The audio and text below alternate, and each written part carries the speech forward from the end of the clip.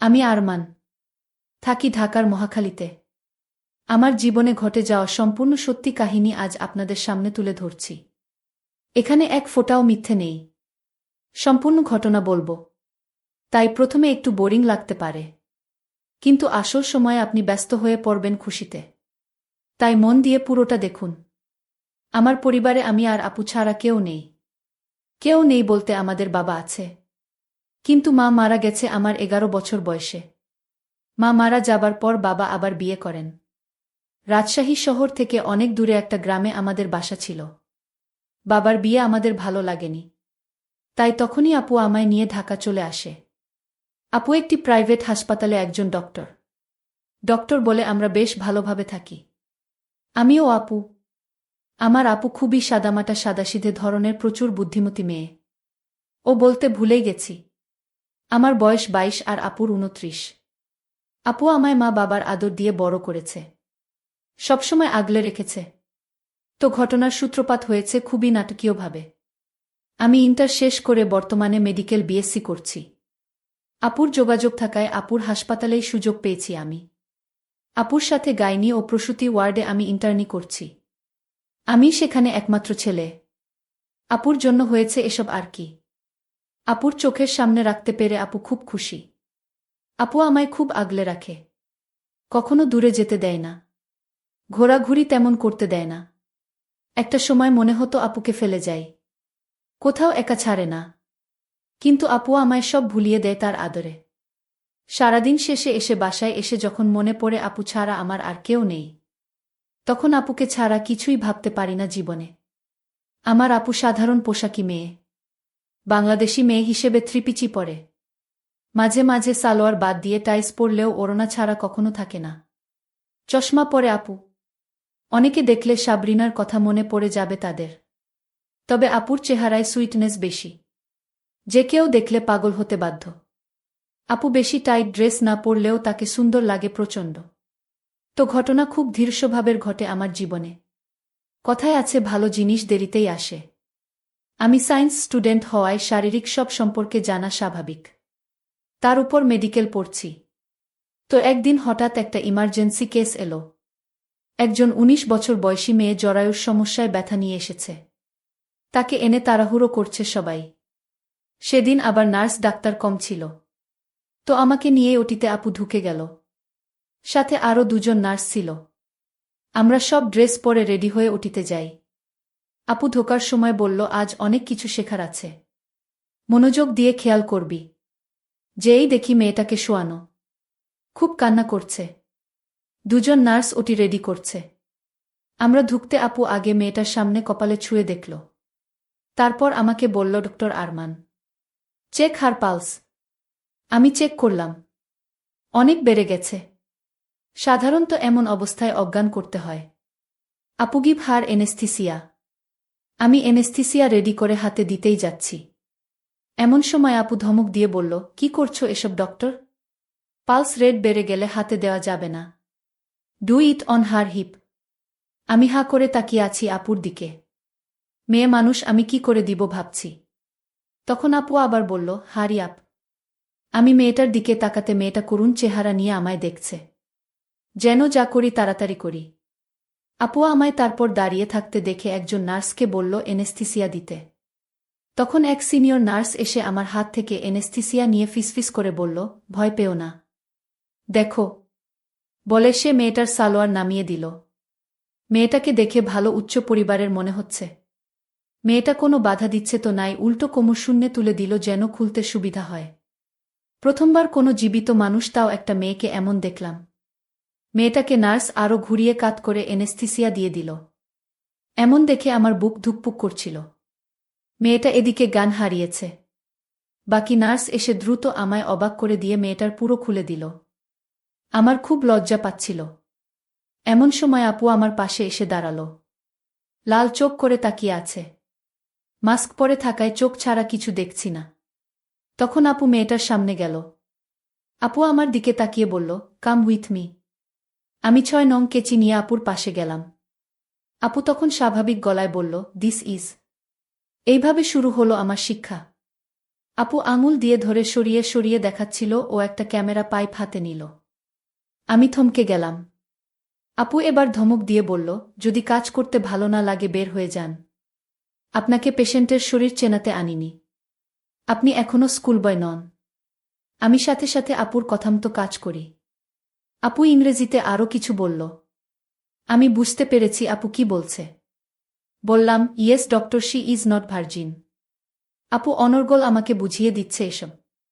আর আমিও অপারেশনের বেশিরভাগ অনেকটা কাজ করে শেষ করি অপারেশন। শেষ সেলাইটা আমাকে দিয়েই করায় আপু। আমার হাত কাঁপছিল। কিন্তু আপু আমায় হাত ধরে শিখিয়ে দেওয়ায় আর ভয় করেনি শেষে। মুহূর্তের জন্য আপু আমার আপন বোন ভুলেই গেছিলাম। শেষ করতেই নার্সেরা পরিষ্কার করে পেশেন্টের এপ্রন পরিয়ে দিল। আমিও প্রথমবার এসব দেখলাম। আপু আর আমি মেয়েটার বিষয়ে মেডিকালি কথা বলতে বলতে বের হলাম ওটি থেকে। তখন মেয়েটার সামনে বাবা মা এলো। আপু খুব শান্তভাবে তাদের বুঝিয়ে বলল, সব ঠিক আছে। ওর অপারেশন সাকসেসফুল। তবে ওকে রিকভারি করতে 2 মাস সময় লাগবে। এখানে ভর্তি থাকতে হবে। এরপর সুস্থ। মেয়ের মা বলল, ওর কোনো সমস্যা নেই তো? আপু, না। তবে ওর ইনফেকশনের কারণে ওর ভার্জিনিটি অনেক আগেই নষ্ট হয়ে গেছে। খুব ভালো মেয়ে ও। ভাগ্য ভালো সামান্যতে সেরেছে। নয়তো এমন কেসে ক্যান্সার হয়ে যায়। আপনারা খুব দ্রুত বিয়ের ব্যবস্থা করবেন। ওনারা আশ্বাস পেল একথা শুনে। তবে আমি বুঝলাম আপু ওর ভার্জিনিটি নিয়ে মিথ্যে কেন বলল। সেদিন কাজ শেষে বাসায় ঢুকেই আপু বলল, জলদি ফ্রেশ হয়ে আয় খেতে। আমি মনে মনে ভয় পাচ্ছিলাম। গোসলে ঢুকলাম। গোসল শেষ করে আমি বের হয়ে ড্রেস পরি। তো সেদিন তাই করি। বের হতেই সামনে আপু। আমরা দুজনেই কয়েক সেকেন্ড হয়ে দাঁড়িয়ে আছি। হঠাৎ সম্বিত ফিরতেই তোয়ালে দিয়ে ঢাকলাম ও আপু হুট করে পিছন ফিরে বিষয়টা চাপা দিতে বলল, এত সময় লাগে গোসল করতে? তাড়াতাড়ি আয় খেতে। বলেই আপু বেরিয়ে গেল। আমি দ্রুত দরজা লাগিয়ে বিছানায় বসে পড়ি। প্রচণ্ড লজ্জা লাগছে। আপুর সামনে এ অবস্থায় আমার বহিঃপ্রকাশ খুবই লজ্জাকর। আবার আপুর ডাক ডাইনিং রুম থেকে। আমি দ্রুত প্যান্ট শার্ট পরে নিচে নামলাম। আপু টেবিলে খাবার লাগিয়ে বসে আছে। আমি চেয়ারে বসলাম। লজ্জায় আপুর দিকে তাকাতে পারছি না। কিন্তু আমার আপু প্রচণ্ড বুদ্ধিমতী, তা আবার প্রকাশ করল। এই বিষয়টা ভোলাতে বলল, ওটিতে এমন খামখেয়ালি হলে সমস্যা হবে। এমন করলে চলবে না। আজ এমন করলি কেন বলতো? আমি কোনো কথা বলছি না ভয়ে। আপু, একটা কথা জিজ্ঞেস করছি। আমি সরি আপু। আগে কখনো ওটিতে ঢুকিনি। তার উপর প্রথমবার কোনো মেয়েকে। বলেই চুপ করে গেলাম। আপু কিচ্ছুক্ষণ চুপ থেকে বলল, শোন আমার দিকে তাকা। আমি তাকালে আপু খুবই স্নেহময় হয়ে বলল, শোন, পেশেন্ট কখনো ছেলে বা মেয়ে হয় না। যখন তুই ডাক্তার তখন তোর সামনে জাস্ট একটা বডি। তখন তা তোর উপর ভরসা করা একটা বডি। তুই অন্য কিছু না ভেবে কাজে মন দে। আরও অনেক কিছু আপু বুঝিয়ে দিল। সব কথা শেষে বলল, কোনো প্রশ্ন আছে? আমি, যদি কিছু মনে না করো তাহলে একটা কথা বলি। আপু, হুম বল। আমি মেয়েটার বাবা মাকে মিথ্যে কেন বললে আপু? আপু মুচকি হেসে বলল, মেয়েটা প্রচণ্ড ভয়ে ছিল। এমনিতেই জরায়ুর মতো বড় সমস্যা। তার উপর যদি এই সত্যিটা সামনে আসতো তাহলে খুব খারাপ হতো ওর জীবনে। একটা মেয়ের কাছে ইজ্জত সবচেয়ে জরুরি। আর ইজ্জত হারালে জীবন থাকার মানে নেই। সমাজে অবহেলিত, বাবা মার অসম্মান, বিয়ে না হওয়া, আরও কত সমস্যা। কিন্তু এখন বিষয়টাকে অসুস্থতাজনিত করে দিয়েছি বলে ওর ভবিষ্যৎ আর ঝুঁকিতে পড়বে না। বুঝেছিস? আমি, জি আপু। আপু কয়েক মুহূর্ত তাকিয়ে রইল আমার দিকে। এরপর কয়েকদিন আমার মনে হলো আপুর মনটা খারাপ। প্রায় আমার দিকে তাকায় ও মনটা ভারী করে ফেলে।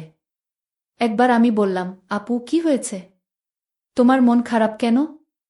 আমার কোনো কাজে তুমি বিরক্ত? আমি আর ভুল করব না আপু। প্লিজ আপু। আপু কথা না বলে আমায় অবাক করে হঠাৎই জড়িয়ে ধরল তার বুকে। আগে কোনোদিন আপু আমায় এমনটা করেনি।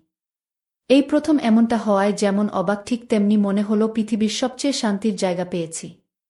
দেখি আপু ঘন ঘন নিঃশ্বাস নিচ্ছে। হঠাৎ তখনই সেই মেয়েটার ড্রেসিং করাতে এলো। আমাদের এই বিষয়টা অবশ্য কেউ দেখেনি। আর দেখলেও সমস্যা হতো না। কারণ সবাই জানে আমরা ভাইবোন। ভাইবোন জড়িয়ে ধরা স্বাভাবিক। কিন্তু আমি চমক থেকে সরতে পারছি না। আমরা ওটি রুমে যেতেই আপু বলল, ডক্টর আরমান, আজ আপনি ড্রেসিং করবেন। Prepare for dressing.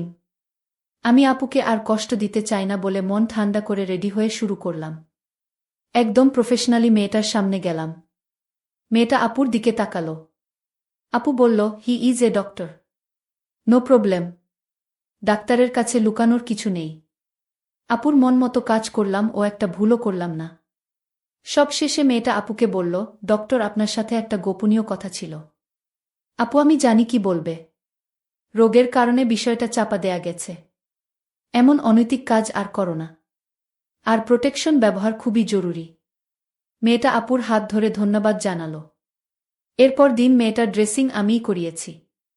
হঠাৎ মেয়েটার নজর খেয়াল করলাম সে আমায় দেখছে। আমি আপুকে বললাম, আমি আর মেয়েটার ড্রেসিং করতে চাই না। আপু, কেন? আমি এমনি। আপু শুনে খানিক বিরক্ত হয়ে আমার দিকে তাকিয়ে মুচকি হেসে বলল, আচ্ছা, আমি দেখছি। পরদিন থেকে আর মেয়েটার ড্রেসিং আমি করিনি। সাধারণত আমার ডিউটি ক্লাস সকাল 10টা থেকে। আপু আমার আগেই 8টায় যায়। তো হঠাৎ একদিন সকালে আমি হাসপাতালে গিয়ে আপুকে দেখে চমকে যাই। কারণ আপু আজ এক ভিন্ন নারী হয়ে আমার সামনে প্রকাশিত। আপু টাইট ফিটিং একটা সাদা 3 পিচ পরা, যার কামিজ আপুর সচরাচর পরা কামিজ থেকে অনেক টাইট। আর সাথে সাদা টাইট টাইস পরেছে। আপুকে দেখে কখনোই আমি খারাপ কিছু মনে আনিনি বা আসেওনি। কিন্তু হঠাৎ আপুকে এই লুকে দেখে বুকে অজানা এক তীব্র কৌতূহল হতে লাগল। কেন জানি না, শুধু আপুর দিকেই চোখ চলে যাচ্ছে আমার। আশেপাশের সবাই আপুকে নজরে চেখে চলেছে। পুরুষদের সামনে থাকার সময় আপুর ঝুঁকে আসার সময় বুকের দিকে তীক্ষ্ণ দৃষ্টি নিয়ে তাকায়। আমার এই বিষয়টা মোটেও ভালো লাগল না। মনটা খারাপ হয়ে গেল। বাসায় এসে আমি আপুর সাথে কথা না বলেই রুমে গিয়ে শুয়ে পড়ি। রাতে খেতে ডাকলে আমি কোনো কথা না বলে খেয়ে চলে আসি রুমে।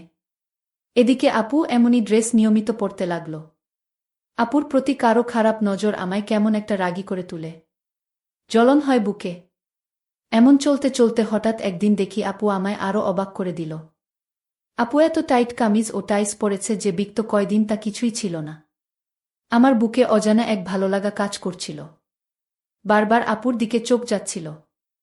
আমি কয়েকবার মনকে বোঝাতে চেয়েছি যে আমার বোনকে এভাবে দেখা যাবে না। কিন্তু চোখ সরে না। কিন্তু অন্যরা এমন নজর দেয় আমার বুক ফেটে যায়। তাই আমি খুব কষ্ট পাই। তো সেদিন বাসায় আসার পর আমি খেয়ে রুমে চলে যাই। কিছুক্ষণ পর দরজায় নক করল। আমি দরজা খুলতেই আপু। আমি মাথা নিচু করে আছি। আপু, কিরে, কি হয়েছে তোর? আমি কোনো কথা বললাম না। আপু আমাকে নিয়ে বিছানায় বসালো ও পাশে বসল। আপু, সমস্যা কি? কদিন ধরে মনমরা মনে হচ্ছে। আমি কিছু না আপু। আপু, কিছু তো একটা হয়েছে। আপুকে বলবি না? আমি কেমন যেন ভয়ডরহীন হয়ে বলতে লাগলাম। আমি তোমার দিকে সবাই কেমন খারাপভাবে তাকায়। আমার এটা ভালো লাগে না। আপু অনেকখানি বিস্মিত হয়ে বলল, মানে? আমি এই যে কদিন ধরে তুমি একটু ভিন্ন পোশাকে আছো। সবাই হাঁ করে তাকিয়ে থাকে খারাপ নজরে। আমার ভালো লাগে না। আপু মুচকি হেসে বলল, এটা তোর সমস্যা? কেন তোর এই ড্রেসে আমায় দেখতে বাজে লাগে? আমি না তো। আমি তো তা বলিনি আপু। তোমায় সব পোশাকেই দারুণ লাগে। কিন্তু হঠাৎ এমন দেখে আমার একটু অদ্ভুত লাগছে। আপু, তাহলে বাজে মেয়ে মনে হচ্ছে? আমি ছি। কি বলছো এসব আপু? তুমি আমার মা, বাবা, বোন, সবকিছু। তোমায় আমি বাজে কেন মনে করব? আর পোশাকের স্বাধীনতা সবার আছে। আমি শুধু। আপু আমার দিকে একটু এগিয়ে এসে গা ঘেঁষে বসল।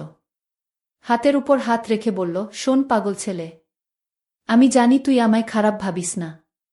তোর মানসিকতা প্রশংসার যোগ্য। নারীদের সম্মান করিস দেখে ভালো লাগছে।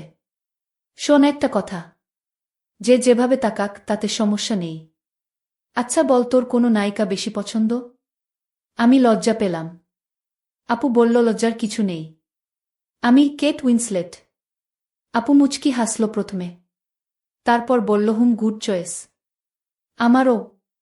আমার দুজনের মিল আছে। তাহলে শোন, যখন তার মুভি দেখিস, ফলো করিস, তখন কি তার সৌন্দর্য ভালো লাগে না? বিউটি ও হট লুকে যখন মুভি করে বা সোশ্যাল মিডিয়ায় আসে তখন ভালো লাগে না? আমি কিভাবে উত্তর দিব বুঝতে পারছি না। তখন আপু অভয় দিয়ে বলল, লজ্জা পাবি না। আমি তোর বোন। বোনের কাছে সব বলা যায়। আমি হুম, ভালো লাগে। আপুইটাই। সবার কাছেও এমন। একটা মেয়ে যখন হট লুকে প্রকাশ পায় মানুষ তো তাকাবেই।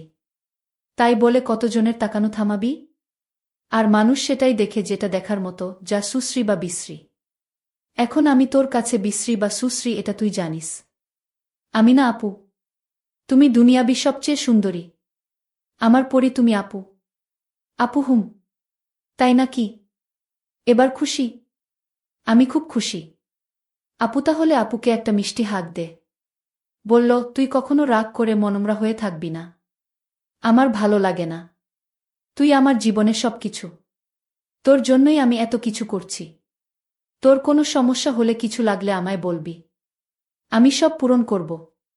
আমি বুঝলাম আপু আমায় খুব ভালোবাসে। ইদানিং আমায় বকেও না। খুব আদর করে। আর এই আলাপচারিতায় আমি আপুর অনেকখানি কাছে চলে এসেছি। এদিকে আমার মনে এক অনাকাঙ্ক্ষিত ইচ্ছে জেগে উঠল। বুঝলাম না কেন। আপু, এখন ঘুমা। কাল একটা অপারেশন আছে। আমি আচ্ছা। আপু চলে যাচ্ছে। দরজায় গিয়ে হঠাৎই আপু ফিরে চেয়ে মুখে একরাশ হাসি নিয়ে বলল, আমার ভেজা বেড়ালটা এখনো খুবই কিউট। বলেই আপু চলে গেল।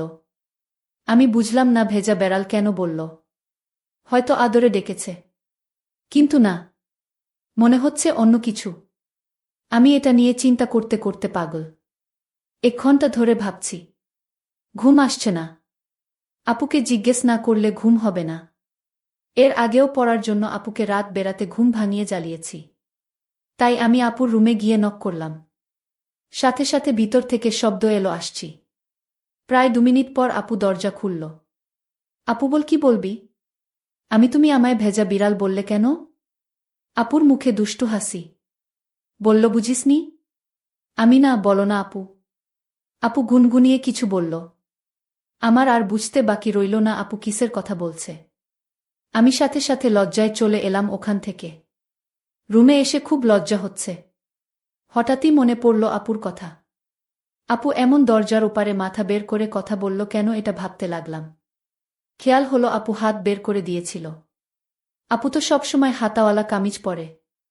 আপুর হাত তো খোলা ছিল। তার মানে আপু। বিষয়টা মাথায় আসতেই খুব উত্তেজিত হয়ে গেলাম। চোখের সামনে আপুর লুকায়িত একটা কিছু ভাসতে লাগল। আবার নিজেকে খারাপ মনে হলো, কি ভাবছি এসব নিজের বোনকে নিয়ে। সারাটা রাত ঘুমাতে পারছি না। হঠাৎ অনলাইনে ঘাটলাম বোনকে নিয়ে এসব চিন্তা আসছে কেন এমন ভেবে। মনে মনে আপুর প্রতি একটা পবিত্র ভালোবাসার আগ্রহ জন্মেছে। কি করব বুঝতে পারছি না। নানান চিন্তা করতে করতে ঘুমিয়ে গেলাম। পরদিন সকালে ঘুম থেকে উঠে টেবিলে রাখা খাবার খেয়ে নিলাম, যা প্রতিদিন আপু তৈরি করে রেখে যায়। আমাকে কখনো জাগায় না আপু এত সকালে। হাসপাতালে গিয়ে আপুকে খুঁজতে লাগলাম শুধু। দেখতে খুব ইচ্ছে করছে। অন্য রোগীদের নিয়ে কাজ করছি, তখন হঠাৎ একজন নার্স এসে বলল, ডক্টর সুমনা আপনাকে অপারেশন থিয়েটারে যেতে বলেছেন। আমি অপারেশন গাউন পিপি পরে চলে গেলাম। দেখি আপু ও অন্যান্য নার্স। আজকের রোগী একজন 30 বছরের মহিলা, যার কোনো বেবি হচ্ছে না। তাই অপারেশন। আমাকে দেখেই আপু মুচকি হাসল, তা মাস্কের নিচেও বোঝা যাচ্ছে। আপু, গিভ হার এনেস্থিসিয়া। মহিলার দিকে তখন ভালো করে তাকালাম। সুন্দর বললেও কম হবে। আপুর বাইরে এমন সুন্দর খুব বেশি দেখিনি। যেহেতু প্রাইভেট হাসপাতাল, তাই এখানে বেশিরভাগ বড়লোকের আগমন। তাই যারা আসে তারা মডার্ন হয়। তাকে ঘুরিয়ে এনেস্থিসিয়া দিলাম। কিন্তু ঠিক মতো দেওয়া হলো না। আপু তবুও আজ কিছু বলল না। আগেও অনেকবার শিখিয়েছে আপু, এ পর্যন্ত প্রায় 25 জনকে দিয়ে। আমি অবাক হলাম বকা না খেয়ে। আজও আপু হাতে ধরে আমায় নিয়ে সকল কাজ শেষ করল।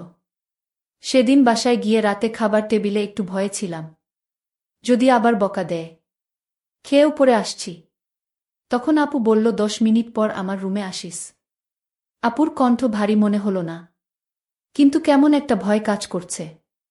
আমি ঠিক সময়ে আপুর রুমে নক করলাম। আপু দরজা খুলতেই একটা ধাক্কা। আপুর ওড়না নেই। আপু, আয় ভিতরে আয়। দেখি আপুর বিছানায় একটা সিরিঞ্জ ও গ্লুকোজ টিউব। আমি, এগুলো কেন এখানে আপু? আপু, তোকে এতবার শিখিয়েও কোনো কাজ হচ্ছে না। আজ প্র্যাকটিস করবি। আমি কিসে প্র্যাকটিস করব? আপু আমায় অবাক করে দিয়ে বলল, আমি আছি না? আমার উপর ট্রাই করবি। আমি পাগল হয়ে গেলে নাকি? আমি পারব না। আমি তোমাকেও ব্যথা দিতে পারব না। আপু, না, আমার উপরেই করতে হবে। আমি আর কিছু বলতে পারলাম না ভয়ে। আমি আপুর হাতে দেওয়ার জন্য প্রস্তুতি নিচ্ছি। এমন সময় আপু বলল, আবার ভুল। আমি কেন, কি হয়েছে? আমি এখানে কেন? আমি না হলে কোথায়? আপু, এতদিনে শিখাতে হবে কেথায় দিতে হবে? কোমরে দিতে হবে। আমি এসব কি বলছো আপু? আমি তোমার গায়ে কেন হাত দিতে যাব? এক আপু বিছানা থেকে উঠে সব রেখে বলল, আচ্ছা তাহলে এরপর যেন আর ভুল না হয়।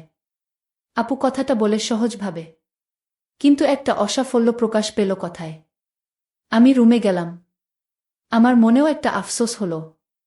আপুকে এত ভালো লাগে। এমন একটা সুযোগ পেয়েও আমি মিস করলাম যেখানে আপু নিজেই সব সুযোগ করে দিচ্ছিল। পরদিন হাসপাতালে গিয়ে আপুর চেহারাটা একটু মলিন লাগছিল। একটা পেশেন্ট দেখছিলাম আমরা। হঠাৎ আপু অজ্ঞান হয়ে গেল। আমরা দ্রুত ইমার্জেন্সি ওয়ার্ডে নিয়ে প্রাথমিক চিকিৎসা দিলাম। কিন্তু আপুর জ্ঞান ফিরল না। দ্রুত বিভিন্ন টেস্ট করিয়ে দেখি আপুর কিডনি দুটা নষ্ট হয়ে গেছে। 1 ঘন্টার মধ্যে অপারেশন না করলে মারা যাবে। আমি প্রচণ্ড ভয় পেয়ে যাই। কিন্তু ভাগ্য ভালো, একজন ডোনার পেয়ে যাই। অপারেশনে আমি সিনিয়র ডাক্তারকে বলে আমিও থাকার অনুমতি নিলাম। কারণ ডাক্তার তার নিজের লোকের অপারেশন করতে পারবে না। কারণ আপুর জন্য আমার খুব ভয় হচ্ছিল। আমি রেডি হয়ে অপারেশন শুরু হলো। নার্স এসে বলল, ডক্টর ম্যামের খুব ইচ্ছা ছিল আপনি এনেস্থিসিয়া ভালোমতো দেয়া শিখবেন। তার উপর ট্রাই করুন আপনি। ওটিতে আমি ছাড়া আর কোনো পুরুষ নেই। আমার এ সময় আর কোনো লজ্জা বা উত্তেজনা ছিল না। আপুকে বাঁচাতে হবে। আমি আপুর এপ্রন তুলে এনেস্থিসিয়া দিয়ে দিই। আপুর কিডনি দুটো বের করা হলো। কিডনি বের করার পর ডোনারের জন্য অপেক্ষা করছি। এমন সময় নার্স বলল, ডোনার পালিয়ে গেছে। সাথে সাথে মাথা নষ্ট হয়ে গেল। কি করব বুঝতে পারছি না। ডক্টর রূপা বলল, আর মাত্র 40 মিনিটের মধ্যে অপারেশন না হলে বাঁচানো সম্ভব না। আমি এক মুহূর্ত দেরি না করে বললাম, আমার রক্তের গ্রুপ 1 আপুর সাথে। আমি কিডনি দিব। ডক্টর রূপা, তোমার এই বয়সে এটা বড় ডিসিশন। ভেবে দেখো। তোমার আপু জানলে আফসোস করবে এটা নিয়ে। তোমার বাবা হওয়ার চান্স 1% থাকবে। আমি আর কোনো ভাবাভাবি নেই। আমার জন্য আমার বোন সবচেয়ে বড়। তার চেয়ে বেশি কোনো ডিসিশন হতে পারে না। আপনি শুরু করুন। আমি জীবনে আপুকে ছাড়া আর কিছুই চাই না।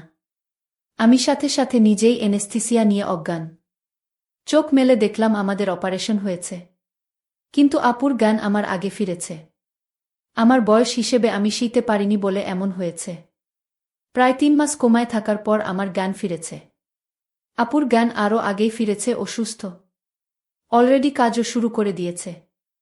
আমার জ্ঞান ফিরেছে শুনে আপু দৌড়ে এলো আমার কেবিনে। একজন নার্স ছিল ওখানে। আপু ঢুকেই থমকে গেল আমায় দেখে। আমিও চমকে গেলাম আপুকে দেখে। আগের মতো ঢিলেঢালা পোশাকে, কিন্তু বিবর্ণ মুখ আপুর। যেন সব হারিয়ে অসহায়। আপু গম্ভীর হয়ে বলল, নার্স তুমি এখন যাও। আমি দেখছি যা করার। নার্স চলে গেল। আপু আমার দিকে এগিয়ে আসছে। আপু তুমি সুস্থ হয়ে গেছ? কথাটা শেষ করার আগেই এক কষে থাপ্পড় পড়ল আমার গালে। আপু, খুব বড় হয়ে গেছিস তাই না? খুব দায়িত্ব হয়ে গেছে। কে বলেছে এসব করতে? সরি আপু। আমি তোমাকে হারাতে চাইনি। তুমি ছাড়া আমার কে আছে বলো? তোমার কিছু হলে আমার কি হতো?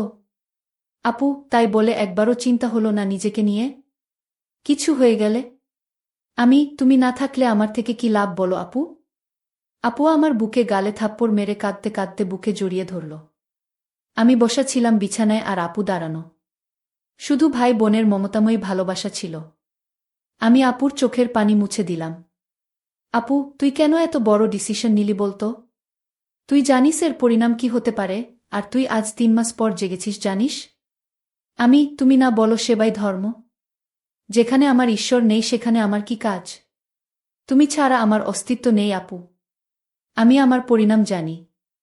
তুমি ছাড়া আমার কোনো পরিণাম নেই। আমি তোমায় ছাড়া বাঁচতে পারবো না। তুমি এসব নিয়ে ভেবো না। আর বকো না প্লিজ আমায়। এখন তো আমি রোগী, তাই না? এখন তো তোমার ইন্টার্নি নই আমি, তাই না?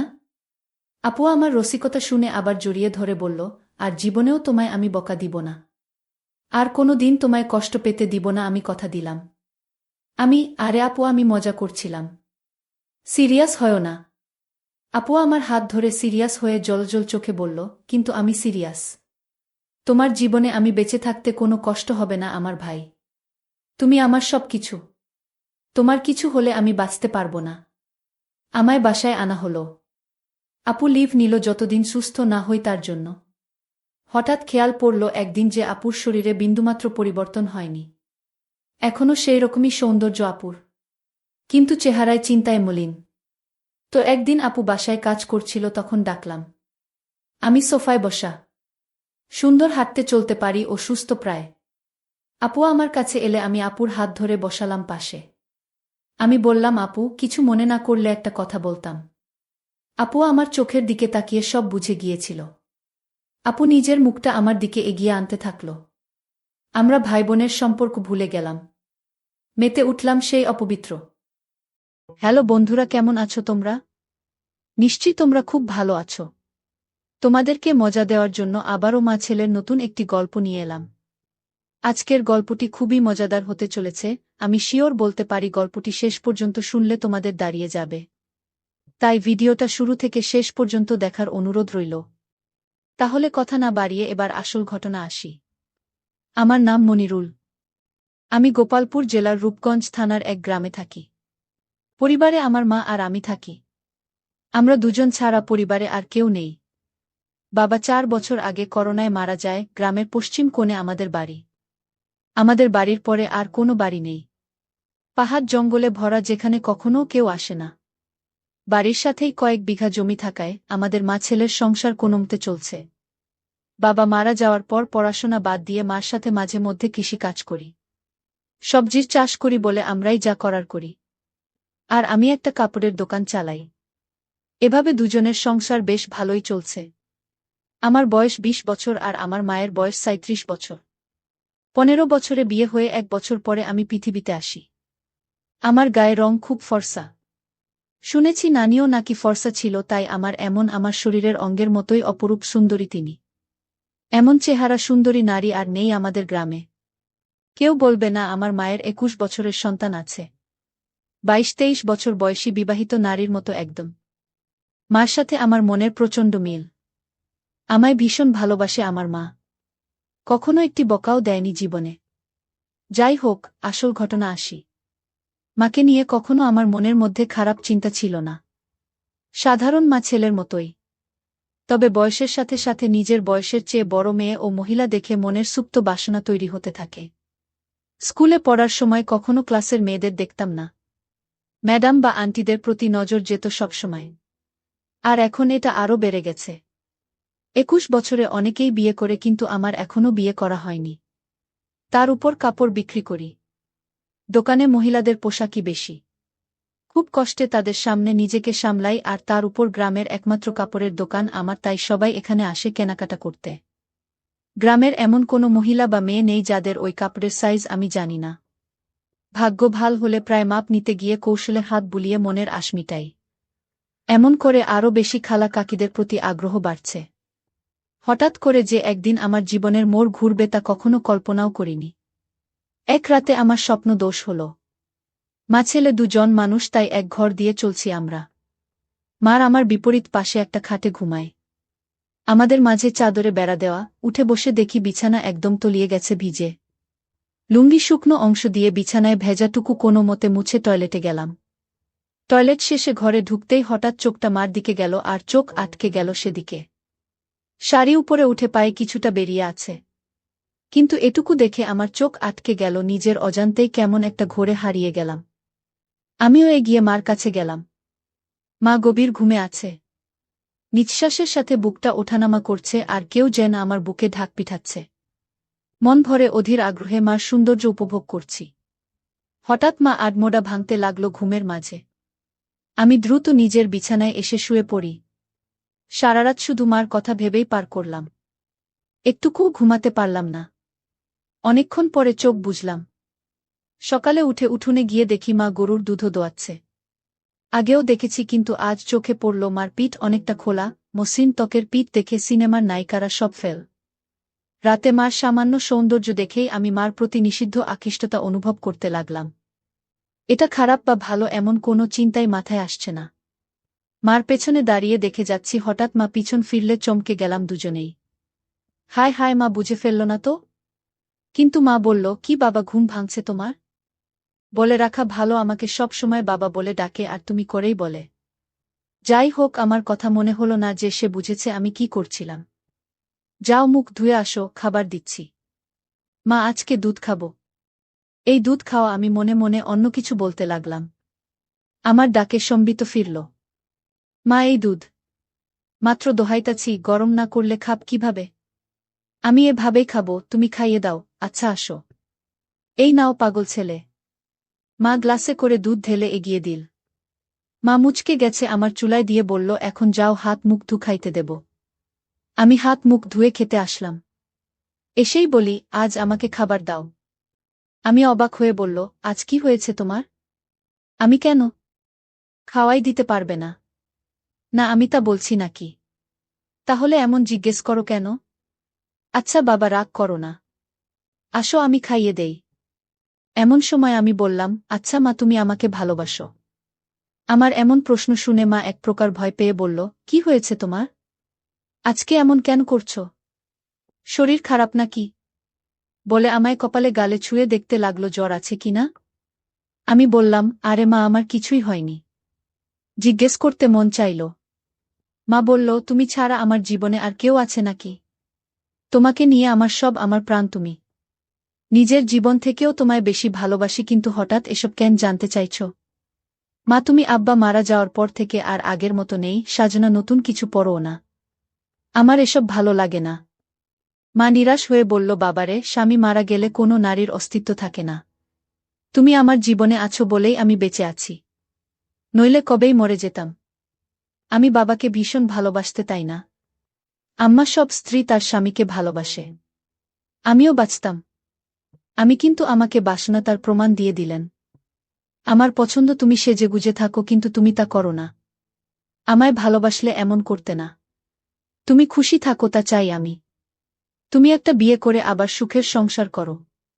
তাহলে জীবনটা ভালো কাটবে।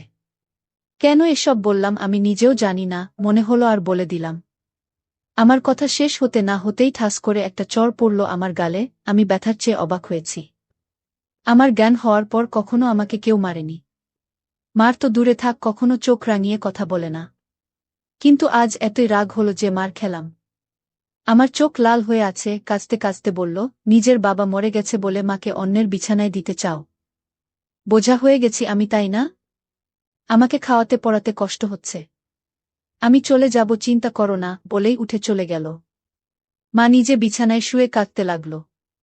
আমি উঠে তার কাছে গিয়ে 1000 বার বোঝানোর চেষ্টা করলাম, কিন্তু আমার কোনো কথাই শুনল না। মা বলল, এখন আমার চোখের সামনে থেকে যাও। আমি মার কথায় ভয় পেয়ে যাই। বের হয়ে যায় দোকানের উদ্দেশ্যে, রাতে কথা বলল না। যে যার মতো শুয়ে পড়ি। হঠাৎ ঘুমের মধ্যে গালে নরম ছোঁয়া পেয়ে উঠে পড়ি। দেখি মা সামনে বিছানায় বসা।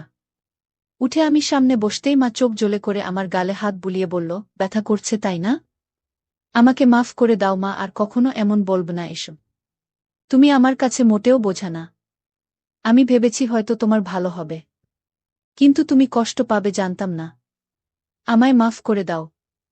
মা সাথে সাথে আমায় বুকে টেনে নিল, বলল, বাবারে, আমি তোমায় ভীষণ ভালোবাসি। তোমার ছেলে কারো সংসার এগিয়ে নিজের সুখ চাই না। তোমার বাবার পরে তুমি আমার একমাত্র সম্বল, আর কখনো এমন বলো না বাবা। আমি আর কখনো বলব না মা। আমার উপর আর রাগ করে থেকো না। এবার মনের কষ্ট ভয় দূর হলে আমি মার সৌন্দর্যের উপর আবার আকৃষ্ট হলাম। পরদিন বিকেলে বাড়ি ফিরে আমি চমকে উঠলাম। আমার পরনে একটা সবুজ শাড়ি আর হলুদ ব্লাউজ পরার চমৎকার মানিয়েছে। আমায় দেখে মুচকি হেসে বলল, এখন ঠিক আছে তো? তুমি সত্যিই আমার জন্য নতুন শাড়ি পরেছ? নইলে কি অন্য কেউ আছে আমার? আমি খুশিতে মাকে জড়িয়ে ধরি। মাও সাড়া দিল, তুমি আমার জান, তোমার খুশি আমার খুশি। তুমি নতুন নতুন সাজবে, তা আমার খুব ভাল লাগে। মা বলল, বুঝেছি, তোমাকে এখন সুন্দরী একটা মেয়ে দেখে বিয়ে দিতে হবে। আমি বললাম, মা আর কখনো বিয়ের কথা আনবে না। মা বলল, সে কি বিয়ে কেন করবে না? আমি শুধু তোমায় নিয়ে থাকব। মা, আরে পাগল, আমি তো থাকবই। বিয়ে করতে তাতে সমস্যা কোথায়? আমি বললাম, আমার আর তোমার মাঝে অন্য কেউ আসতে পারবে না। আমি চাই না আমাদের মাঝে কেউ আসুক আর কখনো বিয়ের কথা বলবে না। তুমি ছাড়া আর কাউকে নিয়ে আমি সংসার করতে চাই না। আমার কথা মা ছেলের মমতা মনোভাব বুঝেছে। কিন্তু তা ছাপিয়েও যে আমি তার মন প্রাণ সব পাওয়াটা ভাবছি তা তো সে জানে না। আচ্ছা বাবা, আর বলবো না। মা কিছুক্ষণ আমায় চেয়ে দেখল ও বলল, আচ্ছা যাই হোক, বললে না তো আমায় কেমন লাগছে? আমি বললাম, একদম পরীর মতো লাগছে তোমায়। মা লজ্জা পেয়ে বলল, দুষ্টু, খালি মজা করো, সত্যি বলছি আমি, বিশ্বাস করো। আচ্ছা আচ্ছা হয়েছে, এখন যা গোসল করে আয়। আমি পুকুরে গেলাম গোসল করতে। বাড়িতেই পুকুর, আমাদের ঘরের পাশে। আমি গোসল করে গা মুছে সেই হালকা ভেজা গামছা পরে এসে মার সামনে দাঁড়িয়ে বললাম, ভিতর থেকে লুঙ্গি এনে দাও মা। হঠাৎ মার চোখ খেয়াল করলাম আমার গামছার দিকে। নিচে তাকিয়ে দেখি আমার ওটা স্পষ্ট আকারে বোঝা যাচ্ছে। তার মানে কি মা তাই দেখছিল? আমি মেলাতে পারলাম না। সেদিন রাতে হঠাৎ ঘুম ভাঙল একটা অদ্ভুত শব্দে। উঠে ভাবলাম, মার কাছে গিয়ে দেখি বিছানায় নেই মা, দরজা খোলা। হয়তো বাহিরে কোনো সমস্যা হয়েছে কি না ভেবেই তড়িঘড়ি করে বাহিরে গেলাম। মাকে ডাক দিলাম কিন্তু সাড়া নেই। হঠাৎ একটা শব্দ এলো গোসলখানা থেকে।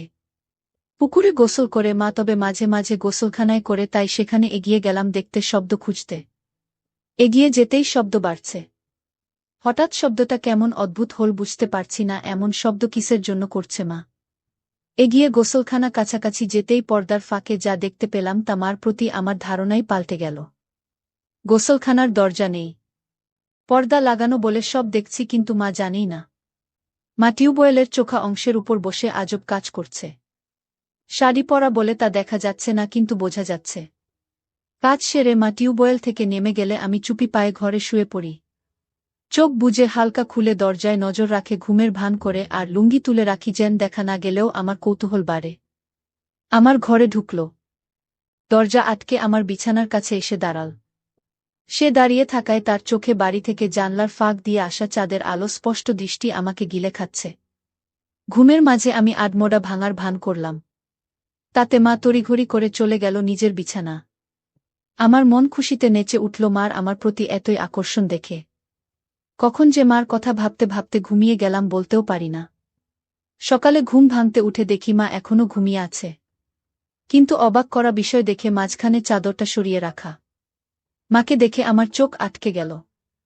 আমি মাকে ডাকলাম, মা উঠো, সকাল হয়ে গেছে তো। আজকে এত সকাল হয়ে গেল এখনো উঠোনি যে? মা ঘুম থেকে চোখ মেলে উঠে বসল, কিন্তু সামান্য বিচলিত নয় আমায় দেখে যে তার কাপড় ঠিক নেই। স্বাভাবিক গতিতেই কাপড় ঠিক করে বিছানা থেকে নামল। মা, এত দেরিতে উঠলে, ক্লান্ত নাকি? পরিশ্রম করা হয়েছে খুব, তাই ক্লান্ত। এখন ভাল লাগছে। আমি মনে মনে বললাম, কি পরিশ্রম তা তো জানি। এই চাদর সরালো কে? আমি সরিয়েছি।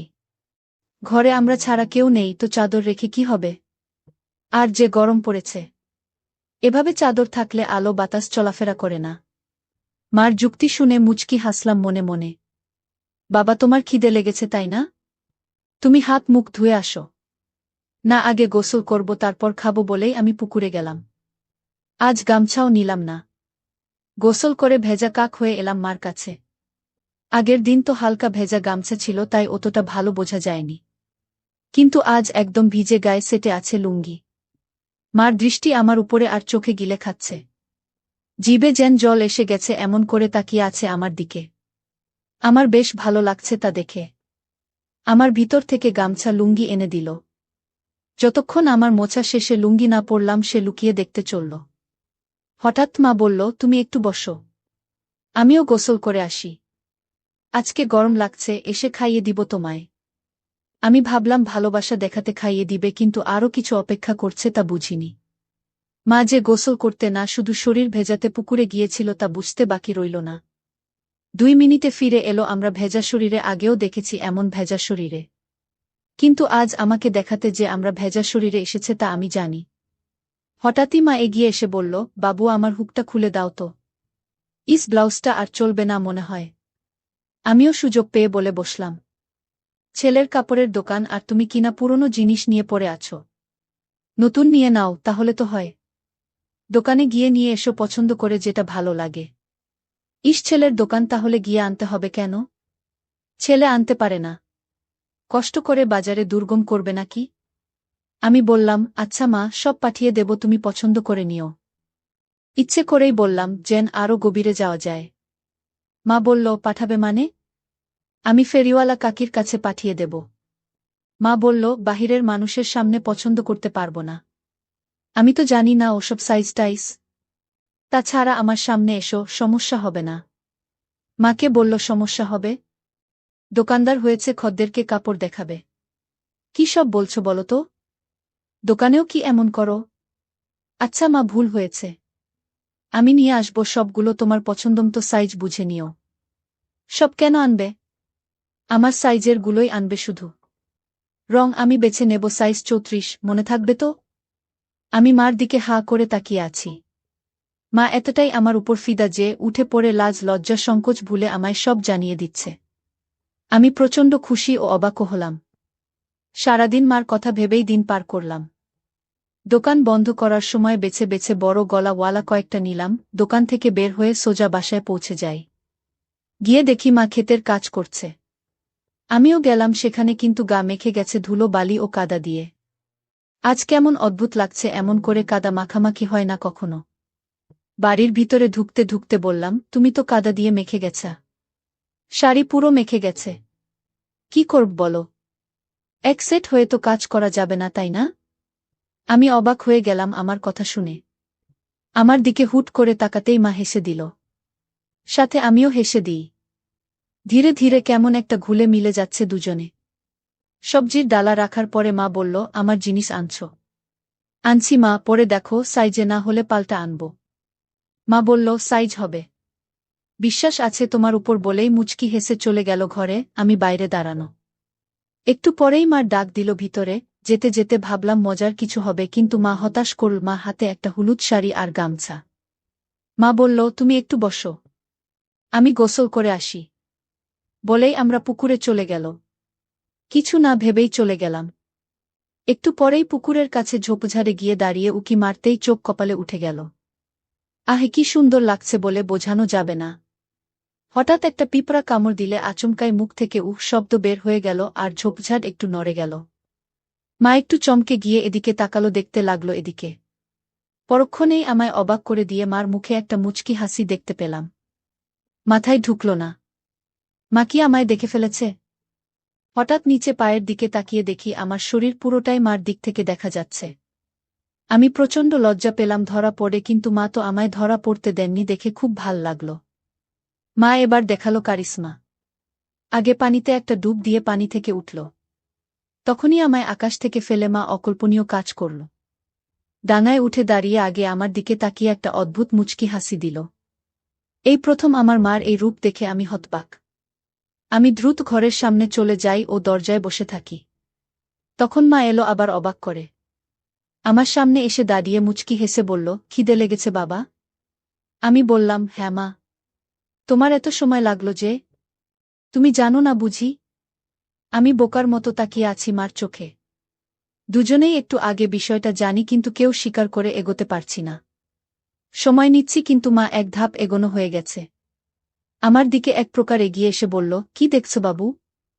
আমিও লজ্জা সংকোচ কাটিয়ে বলি, তোমার জন্য এনেছি, ওগুলো পড়লে ভালো লাগবে। মার মুখে মারাত্মক একটা হাসি এনে বলল, কেন, এগুলো ভালো লাগে না আমায়? ভালো লাগে, কিন্তু আমি যা এনেছি তা এর চেয়েও সুন্দর মানাবে তোমায়। বেশ নজর রাখছে দেখছি আমার উপর। মা আমায় সুযোগ দিচ্ছে। আমি তা ভেস্তে দিলাম না। বললাম, আমার খদ্দের তুমি, কোথায় কেমন লাগবে তা আমার দেখার দায়িত্ব। মা চোখ পাকিয়ে বলল, তাই তাহলে তো গ্রামের সব মেয়ে মহিলার দিকে দেখা হয়ে গেছে। আমি হকচকিয়ে গেলাম, কথা সত্যি, কিন্তু বুঝলাম মার খানিকটা জ্বলন হচ্ছে। তাই আরেকটু জ্বালাতে বললাম, সবারই কি আর দেখব?